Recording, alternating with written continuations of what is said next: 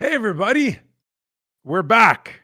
Yeah, we don't have the regular season going on right now.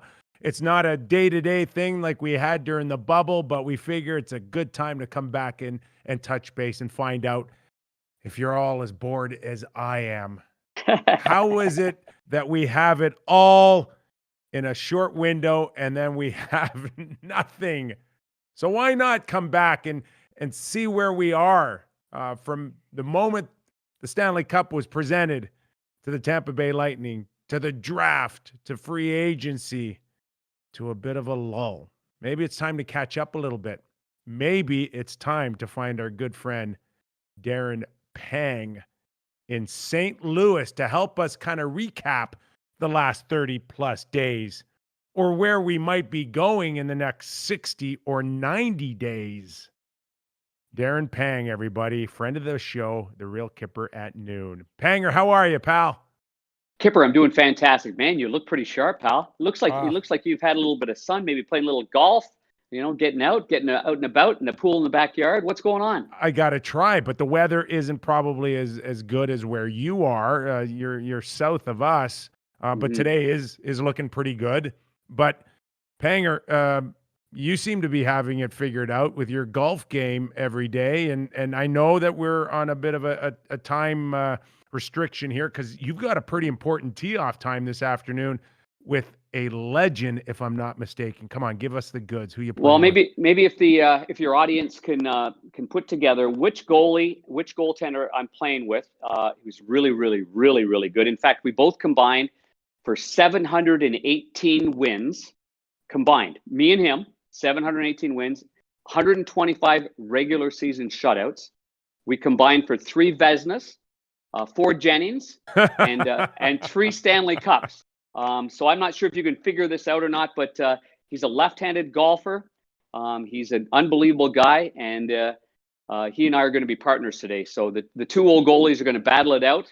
Can you guess who it is? Well, he's got all the wins. I think I know that. Well, and he's got all the major trophies. I think we know that. Do the math and do the stats. I've got 27 career regular season wins. Yes. And he gets me to 718 when we combine them. So I think you got the number. I think we're talking about the most wins in NHL history. That's the only guy you could be golfing with today. That's the only guy. No question about it. Brodeur. And the great Marty Brodeur. How's his golf game as competitive as his goaltending was during his career? You know what? You know the way he played. You could hardly tell that there was pressure around Marty. He just always has that look on his face, like he's confident and he's ready to go. He's a great guy to be around. A phenomenal hockey person, as you know, Kyper. And just because he's easygoing doesn't mean he's not obviously being competitive, winning 691 games. But he plays golf the same way. I mean, he's almost like Grant Fuhr when he's playing golf. You can't tell if Grant's shooting 82 or 72 or 62. It's the same way. Marty's the same way. Marty's I think he's playing right now to about a 7 or 8 handicap. He just had shoulder surgery. So he's a left-handed golfer. So he had shoulder surgery. And so he's just getting back into tune. Loves his cigars, loves to play. So it's a lot of fun. There's a course out here called Boone Valley. It's owned by the Enterprise family, the Taylor family. And Marty's been a member there for a couple of years. And so I'm part of the PGA here, the Professional Guest Association Tour, whenever I play with Marty over there at Boone Valley. Yeah, and I'm sure Marty is as laid back as you just described him as he is in those commercials in the convertible. For Enterprise, by the way. Yes. Isn't that something? And he's a member at their club. There you go. He's good in those commercials, huh? He's great. Fun. Seriously, he's a natural in those. Yeah. It's almost like Peyton Manning in those insurance commercials. They're naturals. And we appreciate, when guys like me and you tell Enterprise we're too busy to film that commercial, it's nice that Marty is there to pick up the pieces for us. Yeah. He do a good job. He fits it into his schedule nicely. He does. Yeah. So Panger, while you've been golfing daily, I've been on a bit of a virtual book tour. I know. For my book, Undrafted. And I'm just waiting for my coffee. My coffee must be here. Oh no, yeah. It's in the mail. I sent it through the mail. I've been reading that book. The American Postal Service has been a little busy the last couple of days. You know that, right? I understand. It's not a priority to get my book to you right now, according to them. Yeah. Hey, I'm excited about your book because Thanks. obviously followed your Ontario League career because you're just slightly younger than I am, right? You're 55? I'm 54. 54. So I'm 56. So I ended my OHL career in 83, 84. Yeah. And then you're coming and undrafted and went through it all. And I was undrafted. So whenever there's a book like that, Kyper, that tells the story of how to battle through it and how to, there's certain levels that you just have to be more special at than some other guy. And being drafted doesn't mean you're going to make it. So I'm really excited to read your book, Kyper. Well, and before we get into like what we think has been the hot story the last 30 days in the National Hockey League, and of course I'm joined by Darren Pang, a legendary broadcaster, and I'll get into a little bit about this in terms of what you just mentioned about the different battles. And yeah, it was a surprise to make the National Hockey League. In many ways, you're surprised that you find yourself on a championship team. But one of my biggest surprises in my career, and I was lucky enough to have 2 careers, Panger, and I write about this, is finding myself, which could be arguably the greatest hockey panel in broadcast television. And I only say that because I was with you, James Duthie, and Bob McKenzie in the Olympics, broadcasting that gold medal game in front of 27, I think it peaked at 27 million Canadian viewers. Wow. A number that will never be reached again because of probably, what the internet can do and all of that. But for me, my one of the biggest accomplishments was being on that panel with you and those guys in that scenario. And what an experience it was. It was phenomenal. From the time Gord Cutler made that phone call to ask, how much interest I'd have, or in previous years, I had done some work at NBC in the Olympics. I did and CBS in '98 and then '02, and then I took a break in '06 and took my family on vacation and kind of got away from hockey, which was a great call. And then to get that phone call, Kyper, was extraordinary. I was so thrilled, and I would have gone and done that, honest to goodness, for free because of the experience of it being in Canada. Obviously, I'd worked with Bob. I'd known you, but we hadn't worked together.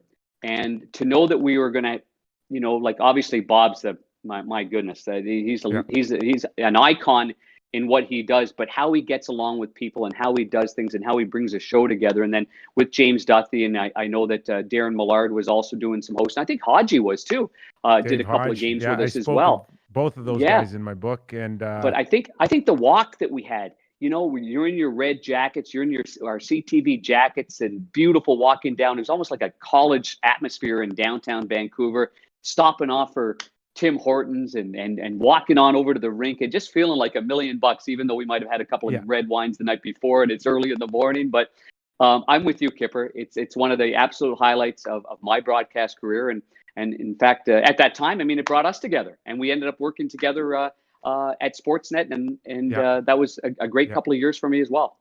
Just quickly, I didn't even realize that we were doing every game every day.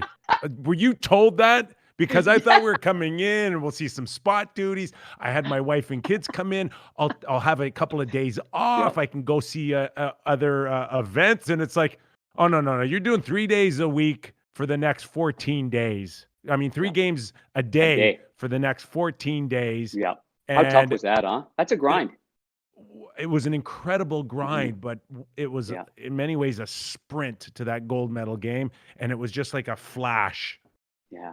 Hey, did you explain in your book how great, like when Gord Cutler and that group set up where we were going to be? I remember him on the phone with me saying, this panel is going to be the best panel ever. And he wasn't saying it because of the people he put together, although he was real confident that we were going to do a great job. But he was trying to explain the hydraulic stage and set up over the Zamboni in Vancouver and coming out during the intermission and then going back in, and then we sat right there. We had prime seats for the goal that Sidney Crosby scored, the golden goal called by Chris Cuthbert. And My goodness, we were It was, lucky, huh? and it was a one-off where they built this hydraulic desk Yeah, just above the Zamboni entrance, and it was well over $100,000, and then it gets torn down and thrown away after 14 unbelievable, days. unbelievable. But it was They fantastic. to put us undrafted guys sitting up there talking hockey was Yeah, was yeah. that great or what? That was Okay, so listen, good. I want to keep it moving because we Yeah. cannot have you miss that tee off with the great Marty Brodeur. Panger, just in terms of, big picture stuff, is the biggest story the last 30 days the Calgary Flames, and maybe in a domino effect what it's done to the Vancouver Canucks. Is there anything else that stands out above that for you? Huh. No, I think that's I think obviously the draft by Arizona was a really a difficult one for that organization under a new general manager. Calgary and Vancouver making some swaps the way they're making some swaps. The goaltender and Markstrom going there. I played golf the other day with Matthew Tkachuk. Matthew and Brady both live here in St. Louis, so I had a chance to go out and play with them. I was in their group. I got to spend some time with them, and I tell you what, he's pretty fired up, and well, they should be. With obviously Markstrom being there, and the additions being made, and the battle that's going to go on between those two. But yeah, I don't know, Kipper. I think that's a pretty interesting story for sure. I look at unrestricted free agents the last few years, and it's not hard to know what the big names are every year, and you follow them every year, and Mm-hmm. you read the tea leaves. Okay, are they negotiating? Are they not? How close are they? And we did it the last few years. John Tavares was a well-documented one from the Mm-hmm. Islanders to the Leafs as we followed that all season long.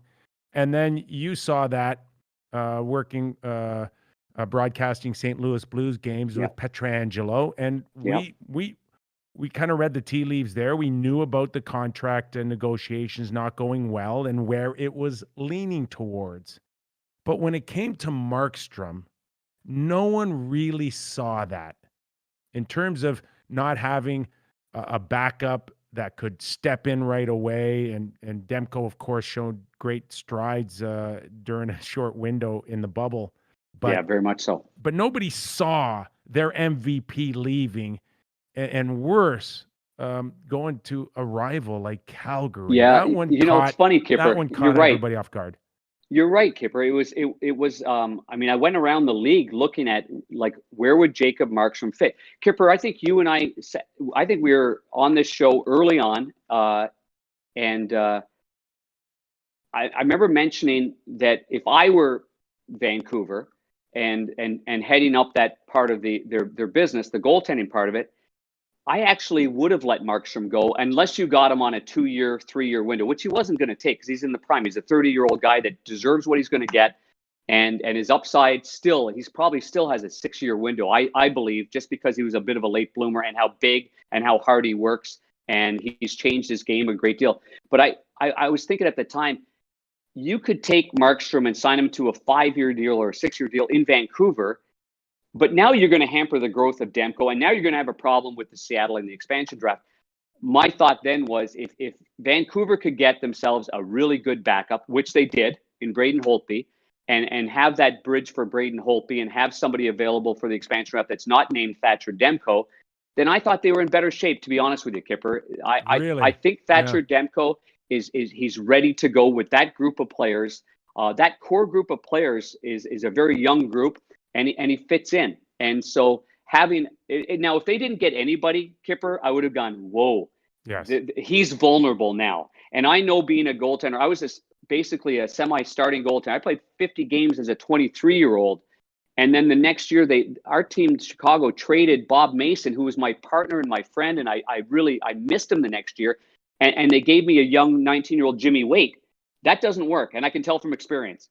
I'm 24, he's 19. We're not old enough, and I missed having an experienced guy like Bob Mason. Vancouver did it the right way, in my opinion, anyway, Kipper. But the surprise to me was that it was Calgary that got Markstrom. So I don't think that was the ideal scenario for anybody in Vancouver. But a great pickup by the Calgary Flames. And I thought before that Brad Treliving would have a couple of moves up his sleeve, whether it be a move in Goudreau or or bringing in something. I wasn't expecting Markstrom, so I thought this was a real solid get by the Calgary Flames, and one that's really needed. And he follows it up with Tanev. And Tanev Yep. has been a very important piece and was a very important piece for Hughes as well. That great combination of stay at home, I'll watch your back, go and do your creative things up front. And it was a really good fit for Hughes and Tanev. I wonder about the psychological effect on the team losing a Markstrom and a Tanev, and then Yeah, to a it's a good question. to a lesser degree, Josh Levo, who when he was healthy, he played and contributed. Mhm. So you just wonder where that psyche is for Vancouver fans as well. There's another guy that you're missing. I know, and I thought Steve Yzerman made a great pickup at a very, very, very Stetcher. modest price. Oh my goodness. I thought Troy Stetcher and Edler were a terrific Yes. tandem. That Yeah. guy, every time I watched, and the Blues happened to play them in that series. And I know in talking to the Blues while they're in the bubble, they just felt like they could be successful by hammering, their smaller D. They'll hammer Hughes. They'll get to Stetcher. Every time they tried, these guys just got back up and bounced back up. And I was really impressed with Troy Stetcher. I've got a lot of time for that guy, and so that's another one that certainly will be missed by the team, and in both on the ice. We always talk about off the ice, and there's a lot of guys that say, well, if he's good in the room, leave him in the room. But I think it's changed now. You need those guys that are good in the room to be able to balance those younger players, because we're anointing these young players such prominent roles at such an early age that you do need to have those veterans around to kind of keep everything like that. So I'm certain that they'll miss Troy Stetcher and clearly Tanev as well. Okay, we'll stay with a little bit across Canada, and we know the challenges with the salary cap. Were you surprised to see what was perceived maybe a year and a half, 2 years ago, one of the fastest teams in the league were the Toronto Maple Leafs transition? Everybody spoke when they came in Toronto and played them a year and a half ago, 2 years ago, fastest team in the league. Mm-hmm. Yeah, and now we see the likes of Joe Thornton on that team. Yeah. And that's not a fast guy. That's a guy that has to be in the right place at the right time. And he's shown over his career, one of the best careers all time, that he's a very smart player. But can he be even smart enough at his age to contribute for the Toronto Maple Leafs, Panger? Or is this just the Leafs going into plan B because plan A didn't work? Well, I think they're making the same alterations that Tampa did, but different. Okay,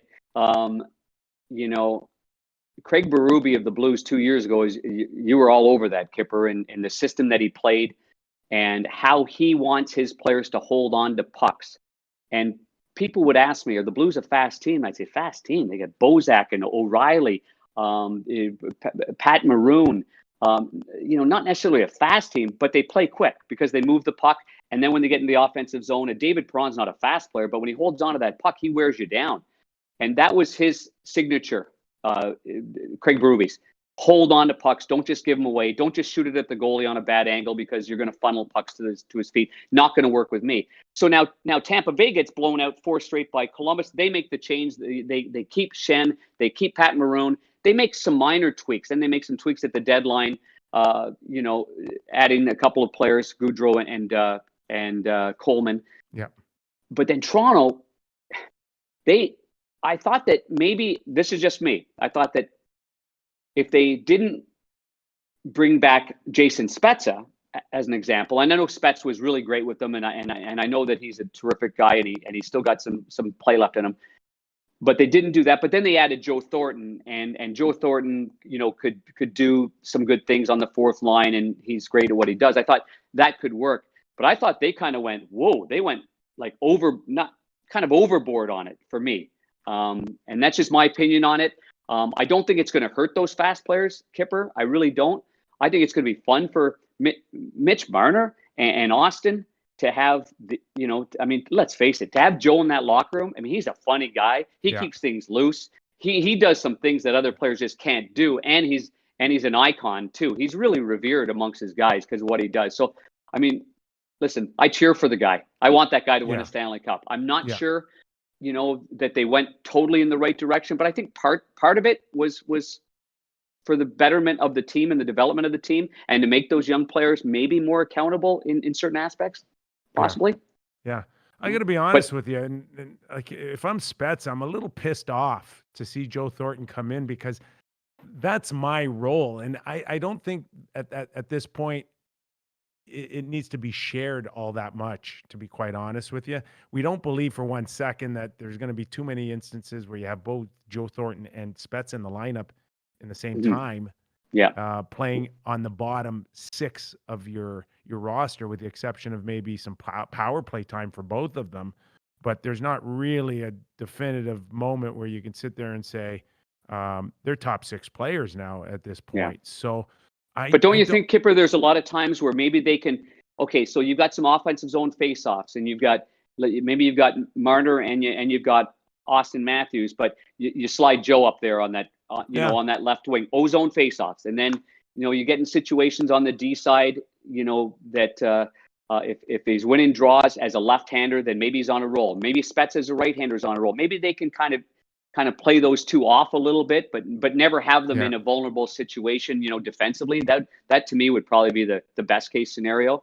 And that'll be up to Sheldon to really utilize the not egos, because that sounds like they've got a huge ego, but you still have to play with the personalities that you have in the room and not lose somebody that's been with you for a little while.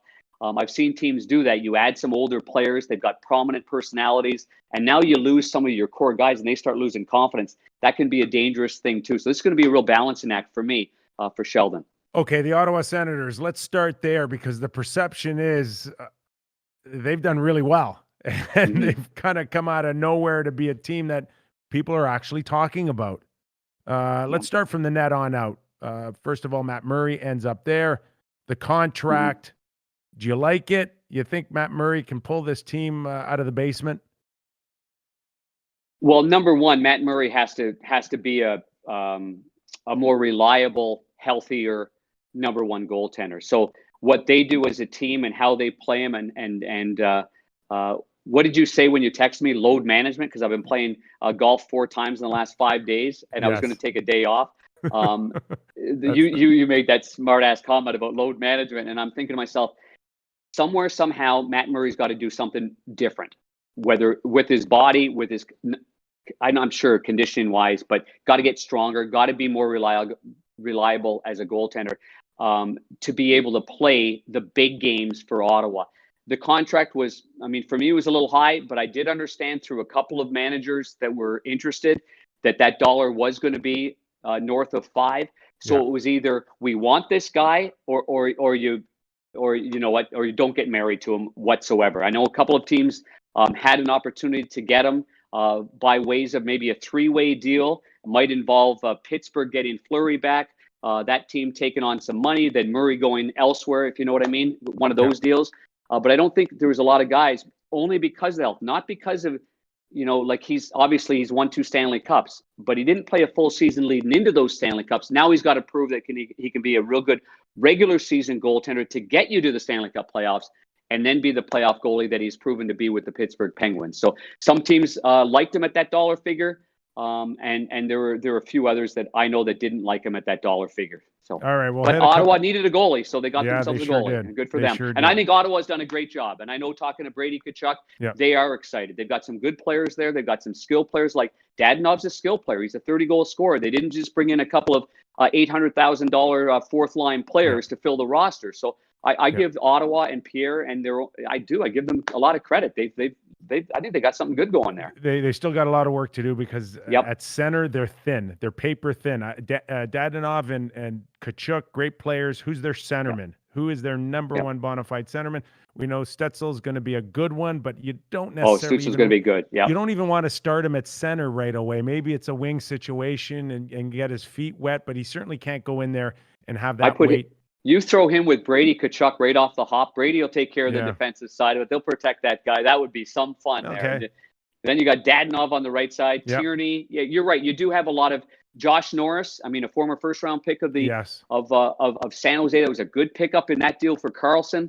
You know what? I think they're going to be sneaky good, Kipper, I tell you, I know I'm an Ottawa guy. I'm from Ottawa, but I do try to follow them as much as possible, just because of I've got young nephews and nieces that are fans of the Ottawa Senators. I like to keep up with them. Okay, we're going to do a couple of one-offs because I know we got to get you out, get ready for your big match with Marty Brodeur today. So we'll take it south of the border from here, anyways, and talk maybe a couple of teams here. We'll quickly hit a couple of targets here with Chicago. Kane, Taves, Seabrook, and Keith. You can't really talk about a retool if you're going to continue to pay them, are you? Doesn't somebody have to go? Yeah, but I mean, they're locked in. You know what? They're not going anywhere. And I've heard and read comments from Brent Seabrook. I mean, Johnny Taves and Kaner, they're not. I mean, Duncan Keith, they're locked in. Their legacy is there in Chicago. So what do you do? I know they were disappointed with Corey Crawford, and I would assume that Corey was as well before he landed in New Jersey. Listen, Kipper, I don't know what to do there. I think I like Zadorov. I don't know about you, but I mean, I've seen him a lot with Colorado. They thought that was a step backwards, moving Brandon Saad. I actually saw it from a hockey perspective as a guy that's hard to play against. I think they need more guys that are hard to play against on the back end, and he's played a good system in Colorado. He's got to learn how to bring it every night, though. I'll tell you. I know he does. You're right. You're exactly right. You're going to get his spots. 30% of his games are really high end games, and then he's got to raise the level. Maybe being with those championship players will raise the level, but I don't think they'll be disappointed with him.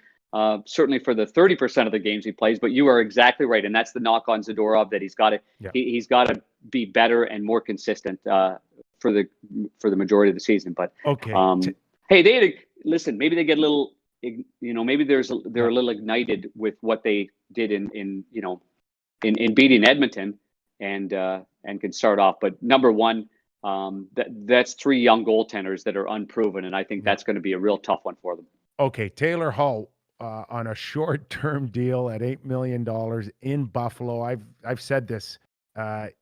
He needs to make this work and sign an extension there and stay there, because he's been bouncing around a little bit. You kind of like the skill level between him and Jack Eichel, but he's going to have to find a way to make this thing work. Yep, I agree with you. Jack Eichel's, he leaps and bounds this year in all aspects of his personality, leadership, and play. He likes to carry that puck. They might not work together. Everybody just assumes they're going to work together. Kipper, it wouldn't surprise me if it doesn't work together. Yeah. And that's not a knock on either guy. But Taylor Hall wants the puck in the neutral zone. He wants to go.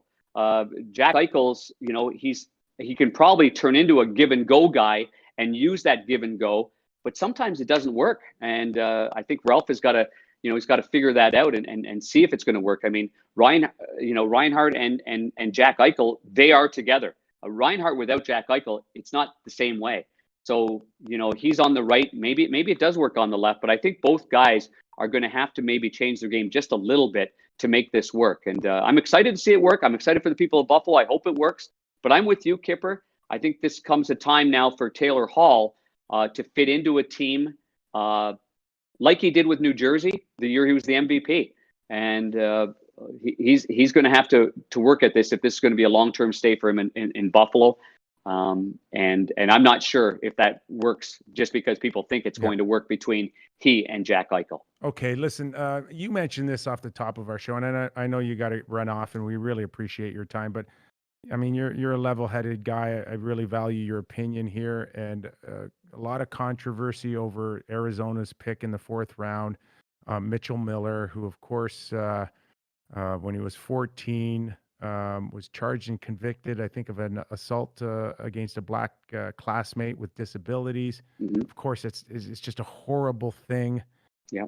And then Arizona making the decision to renounce their pick and let him go, and ultimately it cost him a spot on North Dakota. And I'm kind of torn about this because there's no question that there's consequences for everything that we do, Darren. But then there's also the part of me that says, typically in our society, we want to be in a situation where we can rehabilitate and educate. Mhm. Those are two key words, I think. Yeah.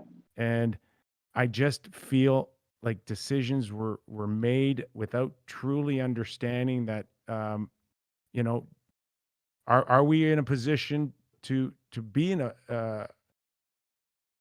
an authoritative position to rehabilitate and Mhm. educate and use this as a tooling, for future bully situations? Did they act too quickly on kicking this kid to the curb? Mhm. What do It is a very, very, obviously we're in a sensitive, it's a sensitive situation, but it shouldn't be. We're talking about a kid that made several mistakes and continued that on. And for any kid out there that sees another kid doing that in a hallway, I don't care if the kid's an African American, if he's Asian, if he's small, if he's fat, if he's whatever. I don't care. Bullying, there's no room for bullying, Kipper, and I think you would agree. Yeah, Number one. I So do for agree. anybody that saw that and didn't stop him, not shame on you because that's a young age. But if you're there in that situation now, please stop it. Find somebody to do it. Do it yourself. Get involved, and don't let it happen. For him to continue this on for a couple of years, and from what we all understand, is there's never a real true apology to the young man. That's wrong too. But the team seemed to have invested a lot of time in watching this player. It's their first pick of the draft. If you're going to draft a player, they know their aunts and uncles and friends. You do so much Yes. research on it, and every Yeah. single team had a book on him, and many were going to pass on him. Maybe many thought that let's give him another year, and maybe we'll draft him next year, or maybe if we keep monitoring this kid and he keeps making great strides, that maybe we'll bring him in as a free agent. What's wrong with that? To draft a player, and there were several articles written that puts pressure on an organization that's trying to do things the correct way. For me personally, for them not to have his back was a little disappointing. Although I don't know all the details, I thought you've already gone through it. Yes. You've drafted the player. Hang in here for a little bit. Hang in here. Talk to the player. Talk to the families. Get this player on the right track and see if you can't help him out. Maybe if he's reluctant to go in that area, and you can really sense an attitude issue with this young man, well, then maybe you can cut the cord and you can say, Yeah. hey, listen, we tried, but we don't like what we're feeling right now. And maybe with COVID-19 too, Kipper, you don't have a lot of those in-person. You can't see the eyes of the guy. You can't see the mannerisms of them. You can't go through their home and see what kind of pictures are on the wall and what's going on in their life. So maybe that hurt as well in the interview process as far as Arizona is Yeah. concerned. But all in all, I was surprised when I saw how quickly everything was just pushed aside. And it's not helping this young man. He's got a lot of steps that he's got to take Yeah. himself, Yeah, it and hopefully depends he on can who you find that talk himself. to, Panger. It depends on who you talk to, and of course, we're Mhm. talking about a major incident at age 14. My understanding is it went through the courts, and he had diversity training, and he went through the proper channels through the courts, and it, you know, whether or not people believe that it should have been sealed at age 14, a lot of things are, and how it got out, when it got out, I don't know, but everybody tells me that he did go through the proper channels, Mhm. especially with the diversity training, and he has been pretty much a model citizen for the last 3 or 4 years. There's never been any other incident like that. Everybody, from coaches to teammates, said that he's been a good kid the last 3 or 4 years. And the letter he sent around to every team, I think a lot of teams were That's looking right. at that as a real positive step. That's right. He wasn't hiding from anything. No, And, that's right. the cards, I think, were laid out pretty well for every team. I just Mhm. don't know at 14 whether or not we want to, or at 18, we want to write off a kid Mhm. I that agree. And could, North Dakota made a commitment to him. listen. So, like Yeah, exactly. you They made the commitment. it almost hurt him at this particular point for me to be drafted. He would stay motivated, stay a good kid, stay on the straight line. Have uh, just feel like I Yeah. can do better as a person. And maybe be a model citizen that way, and talk to young kids in schools and say, I made that mistake. Don't make the mistake that I made. But this brought it out in a magnifying glass, and obviously he's got to be devastated by it, but he's going to have to. He can still make the right steps to get things going. We all made mistakes as kids, and and not mistakes of that magnitude, but still, I look back at things that I said or did, and I always feel bad about that. To this day feel, did I really say that to that guy when I was, I was a teammate of his when I was 17, and time passes on and you become hopefully a better person, and hopefully he does that. Darren, he wouldn't be the first hockey player to make a horrific mistake and you're right, and pay for or it. person, not even just a hockey player, just people. We've had people in cars, under the influence that have hurt people or killed people, and yet, have rehabilitated, and we have rehabilitated, and we'd be less of a society and they're good people, and they're an asset to hockey and the community. But they made a horrible mistake. They paid for it, and they learned from it, and they contribute again to society. That's my first choice. Yeah.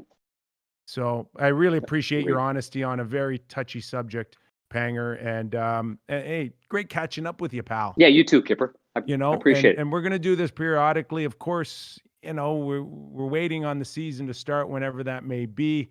And perhaps we can get you on, in the next week or two, and we can talk about potentially what next season might look like. Because I know a lot of fans and the players, Panger, they're training. They don't know how hard to train. When are they going to be at training camp? It's a hard thing to go through yet again. Yep. Because they just did this before when COVID and the pause broke. They were at the same. They've done this twice now in a 6-month period. So. Maybe they're getting used to it anyway, what it takes to train, and maybe they didn't train hard enough the first time around, or maybe they went too hard early. But all in all, they're hockey players. Their job is to play hockey, and I'm hoping that everybody gets to a resolution once the NHL decides what the date's going to be. With the NBA starting on December 22nd, I don't anticipate a January 1 start, but I'm still hoping a middle of January. Start for the National Hockey League, and hopefully we can work those things out, and the Player Association can do the same thing, because our job is to broadcast, and hopefully we're broadcasting hockey and watching a game that we love and we've loved for a long time. But I appreciate the time. What's going to beat Marty Brodeur today? Your short game, your putting? It's got to be the short game. He loves saying that too. He's like, when I say, hey, you see my ball? And he goes, yep, short again. Yeah, see? And then he gets a cigar going. I love it. It's just all right. Have fun with him. Anyway, say hi to him. Say hi to him from the Real Kyper at Noon Show and all our fans watching. Darren Pang, everybody. Great job today by Darren Pang filling in for the Doug McLean show, which is on the road right now in an RV. Hey, Jordan, can we actually try to track him down? We can. So what we're going to do now, we're going to say goodbye to Darren. Thank you so much for joining. Some really good points, too, I want to hit on with Doug. Going to put a stream starting soon on the screen. We'll be back in about 10 seconds, and then we're going to try to get a caller in from parts unknown. Be right back, guys. Darren Pang.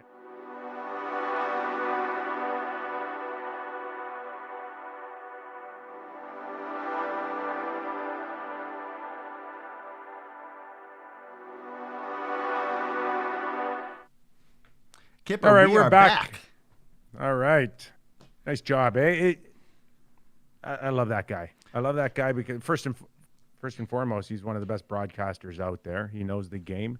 He understands what the players go through today, yet he's got a good grasp on where the game's been and where, the transition has been from the players in terms of what they need to go through on a daily basis and the vision today. And yeah, the game's evolved. There's no question it's evolved, but in many ways it hasn't, and it never will when it comes to, I think, creating a team environment and trying to win championships. Yep. I think there's only one recipe for that, and that's everybody pulling on the same chain. Yeah. One thing I want to hit on that Panger mentioned is just like the responsibility of onlookers and other people involved in those sort of situations with the development of young hockey players, young people, young humans, right? I think that should be the focus, right? And I think a lot of people failed this kid. I think he failed himself. I think a lot of organizations failed him. Yeah.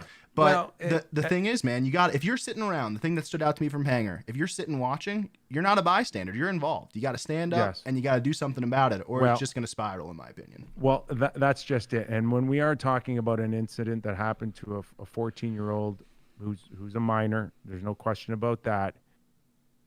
who's guiding him, who's giving him the advice to turn a wrong into a right. And I look at the family, I look at the parents that needed to step in and know the severity of the incident and find a way to own it and completely own it. And I think if that was the case, and if it was looked at better, in terms of putting total closure, and that means finding some sort of ability to, connect, show humility, show how much that you were wrong in this and what you were prepared to correct it. I think it would have put closure in it that people are still seeking today. So, it's up to the parents. It's up to role models. It's up to adults to make sure that, when minors get themselves into trouble, there's accountability, hey, and owning it, as I like to tell my children, just own it. And once people truly feel that, then there's a chance for forgiveness. And we are a society that typically likes to see people right a wrong. Or we should be, at least, right? We should be open to it. Yeah. We cheer for that. Yeah. We don't kick people to the curb, and we don't necessarily put them in jail forever, but some instances we do know deserve that, and that's the way it is. But when we're talking about 14-year-olds that get themselves in hot water, it's supposed to be about a system that gives the chance for the kids to learn from it and find a way to move on. Yeah, I agree. And speaking of people who could do no wrong, should we try to get Douglas James McLean on the phone today? Should we do it? Yes, James we Douglas? should. Okay. I'm going to put something on the screen really quick, and I'm going to give Doug a call, so we'll see how this goes. All right. Doug is currently in an RV. We contacted his lovely wife, and hopefully that everything's going to work, but we shall find out. Hey, listen, now. it's worth the shot. And the beauty of doing this is off the cuff, and it could be, we could talk to him for 10 minutes. We could talk to him for 30 seconds. He could be in a tunnel right now, which he often is when we have him on the show regularly. Yeah. But that's figuratively That's speaking. neither here nor there, right? I just gave him a call, so we'll see if he answers. It's ringing right now. He could be. But he's got this RV, as it's been well documented during our shows over the return to play, and he's loving it. He's sending pictures out on Twitter, and if you don't follow him, find him on Twitter, and you're going to see some spectacular pictures as he goes through, I guess, the Midwest. Yeah, I think he was heading towards Las Vegas, if I'm not mistaken. Put it on red. I saw some great pictures that he was posting from Utah and Colorado Springs. There you go. So giving him another call to see if he's coming back in, but we might be out of luck. Maybe it's a bad reception area, but we'll give him another chance here, and all right, we'll do some bullshitting for a little bit. But yeah, man, it's a fun time. I love how everyone has their different off seasons, right? Like Panger is fully in summer mode. Like he's in standard NHL off season mode. It just happens to be a little bit cooler outside. He's getting all the holes that he can. And I'm not. I like my golf. No question about that. But I think he's got a little bit more freedom to go out and golf than I do around my house, if you know what I mean. Oh, I hear that. But it's funny now because, we get to the return to play, Jordan, August 1st. And then it's like going from 0 to like 100 miles an hour. And then we've got baseball. And of course we got ongoing NFL, which thank goodness we have something to be watching. But, there's a sense of all or nothing, and nobody likes nothing. Right? We're bored. We love our hockey. We'd love to, at the very least, if we understand it's an off season, wouldn't it be great if we had a definitive date? And we know that the NBA is now going to be in a position to, I guess, sign off on a December 22nd date, if I'm not mistaken, or right around there. for their return to play. And I'm sure that doesn't bode well for LeBron James and the LA Lakers, who won the championship, because they want to rest. Yeah. Have you heard about why they're going back to this place? Why they're talking about the December 22nd as opposed to the MLK Day later in February? I guess it's just to get as many games as they can in the season, and that's where I think the NHL might be in for a little bit of a tough ride in terms of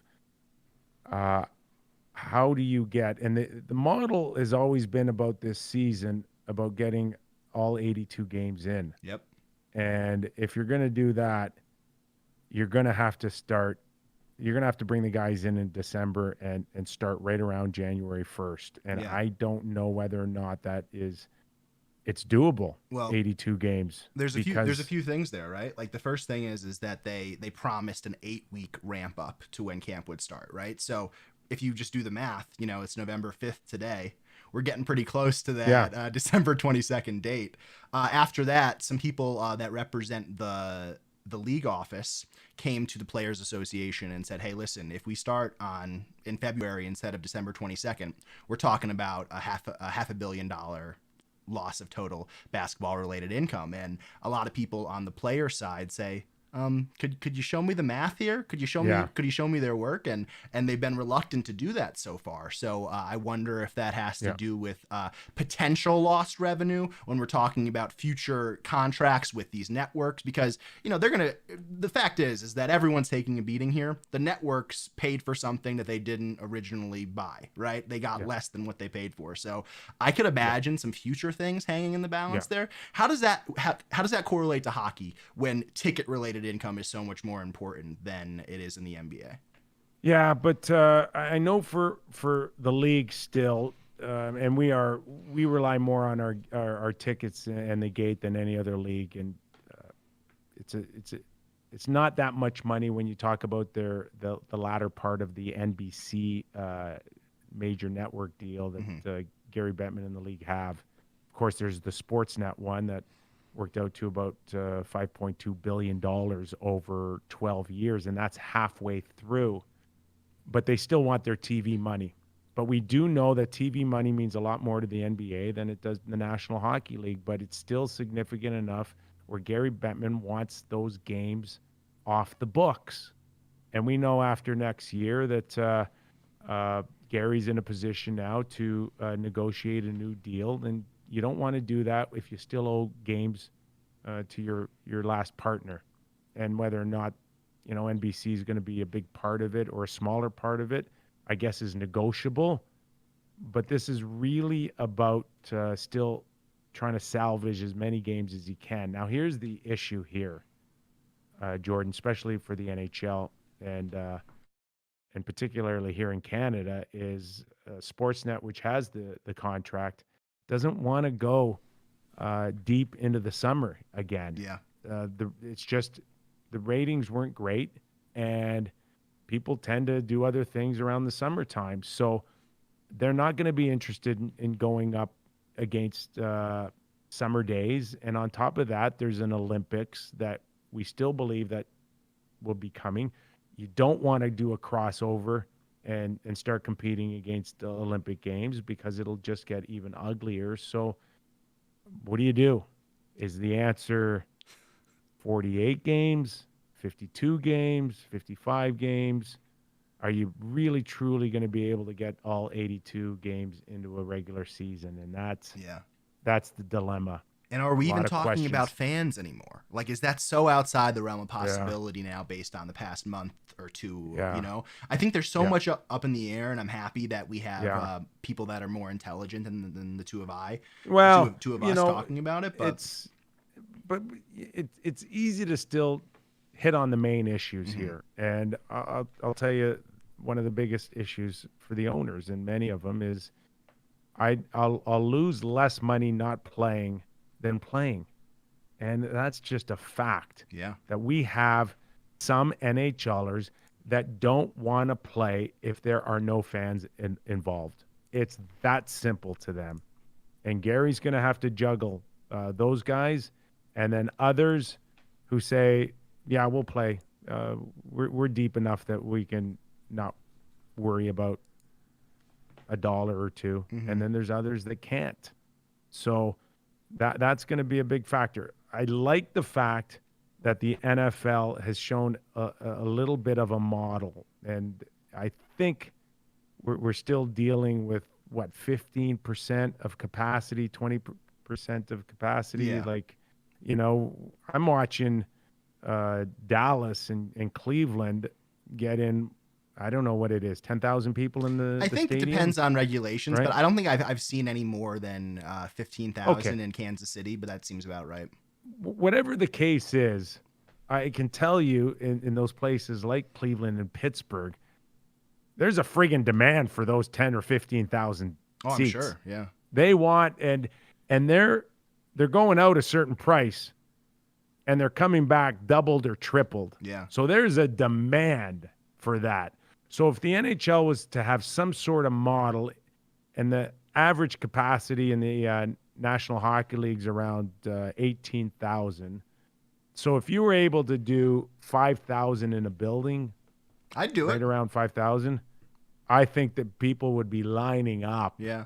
I used to work in concert production, right? Sometimes we would rent a large, like a college arena or a minor league arena, and we would say, hey, what we're going to do is, if we don't sell enough tickets, we're going to completely blank out the top level, completely cover it with curtains, and then if we do sell more tickets, we'll pay you more money. And they're down with that because they make more money, and it doesn't look as bad on TV and stuff. Yeah. I've always been the type of person that thinks that a little bit of effort gets you started, like, starting something new. You're not going to be able to get to your end goal unless you hit go, unless you start doing it. Yeah. So I don't know if waiting for fans is ever going to be reasonable, but I mean, this weekend on the PGA, it's the first event that they've had fans back in Houston at the Houston Vivint Open. So, I mean, it's hard to predict, and there's so much up in the air. Overall, people love routine, though. People don't want to watch NBA in the summer. They don't want to have NBA compete with NFL. They're used to having the two winter sports, NHL and NBA, going up against each other for certain parts of the year. But I think that we could speak to our own experience here, right? We're doing these live streams every day. We're getting in the routine. People get in their little flow. You have to, decompress for the off season, and things change. So I think that's something to look forward to in the next couple months here, and it's going to be exciting either way. I don't think that we're going to get dug in today. I haven't heard from them. That's okay. But this was great as usual, guys. I want to thank everybody for hanging out. We're gonna pick our spots to live stream. We'll find him. We'll get his thoughts on all of the ongoings in the last 30 plus days, plus what the future looks. But just to kind of close off, Jordan, I really believe that if we can stabilize this recent second phase of COVID, perhaps January would be a good time to start looking at possibly getting 15% of the fans back into rinks. And I'd have no problem showing up into an arena as long as I've got 10, 12 feet next to the guy. He's wearing a mask. I'll put my feet up, right? Yeah. I'll have all the food coming to me. I'll be like the king sitting there watching hockey games. Sometimes if I'll go to bet, this is before COVID, but if me and a partner would go to see a movie or something, we'd buy 4 tickets to have a seat on each side of us, so we just make sure that no one annoying is sitting next to us, right? But I'm down for that. I think creativity will play a huge role here, and being willing to just experiment, try some new things, right? See what happens. I don't know how you're gonna get in and out of the games though. Like, how are you gonna leave the arenas in an orderly fashion when people are like 8 to 10 beers deep or however deep they are? So we'll see about that. But great show. I really enjoy chopping it up with you per usual. And we'll get back into it next week, right? Absolutely. And, for those of you watching out there, if this is the first time you're experiencing Real Kyper at noon, hey, welcome. Make sure you subscribe. You can still, I think, do rating and review, if I'm not mistaken, Jordan. 24/7. You could 24/7. Hey, a trick you could do. You could subscribe, resubscribe, unsubscribe, and just keep doing it all day. If you have a free time, if that's what you're into, we'll accept it here. Yeah, we love that. But keep in mind, we're still going to be doing some interviews. We've done some great ones in the last couple of weeks. I still want to do that. For all of you out there, we're not going anywhere. We're just hanging out like you guys, and we'll live stream every once in a while. We'll bring you some great one-on-one interviews, and we'll keep our fingers crossed that along with the NBA, we could soon have a return date to the National Hockey League and maybe watch Tampa Bay go to work in defending their Stanley Cup. So for Jordan, Darren Pang, myself, thanks for joining us on the Real Kyper at Noon show. Stay safe, and we'll see you real soon.